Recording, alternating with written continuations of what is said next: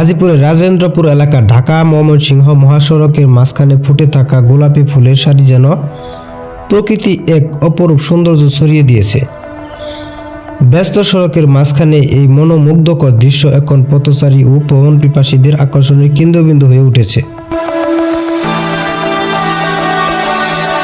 ঢাকা ময়মনসিংহ মহাসড়কের এই অংশ দিয়ে প্রতিদিন হাজারো যান চলাচল করলেও রাস্তার মাঝখানে ফুটে থাকা এই ফুলগুলো পথচলিত মানুষকে এক মুহূর্তের জন্য হলেও থমকে দাঁড়াতে বাধ্য করছে।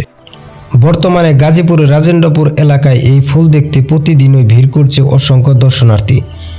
অনেকেই পরিবার বা বন্ধুদের নিয়ে এখানে এসে ছবি তুলছে এবং ভিডিও ধারণ করছে। স্থানীয়রা বলেন, প্রতি বছরই এই সময়ে ফুলগুলো ফুটে ওঠে এবং মহাসড়ক জুড়ে তৈরি করে দৃষ্টিনন্দন এক প্রাকৃতিক সৌন্দর্য।